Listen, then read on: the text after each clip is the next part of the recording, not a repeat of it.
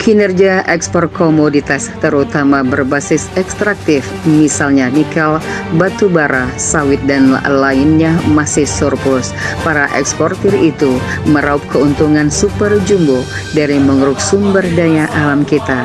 Mereka bersekongkol dengan investor asing, tidak semata investor Cina, Jepang, Korea, tapi juga negara-negara barat.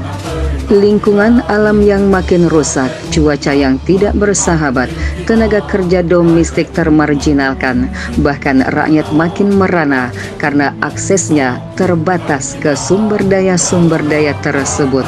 Rakyat terkucilkan di kawasan kaya sumber daya alam.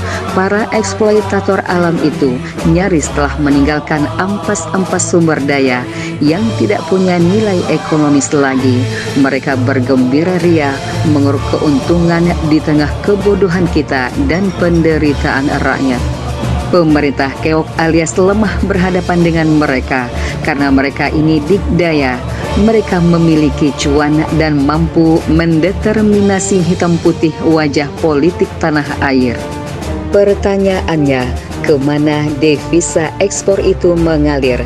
Merujuk data CNBC Indonesia Intelligence Unit atau CIIU, ditemukan fakta mengejutkan. CIIU memperkirakan tiap tahunnya ada sekitar 2.478 triliun rupiah atau 167 miliar dolar Amerika Serikat dana hasil ekspor dari eksportir asal Indonesia disembunyikan atau disimpan di sistem perbankan Singapura.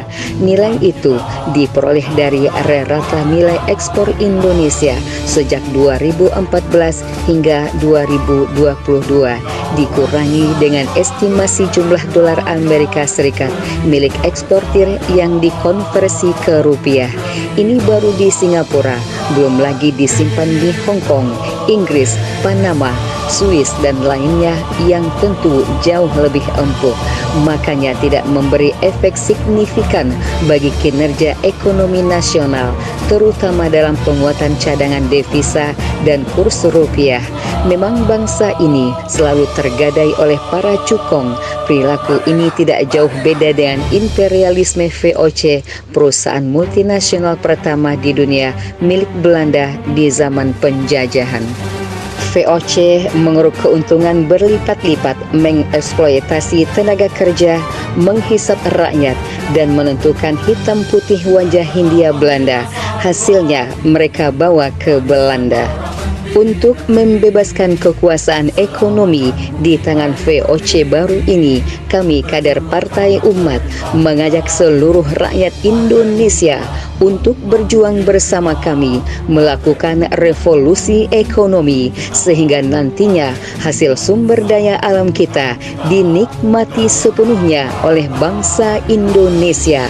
Salam revolusi ekonomi, jalan menuju keadilan sosial bagi seluruh rakyat Indonesia.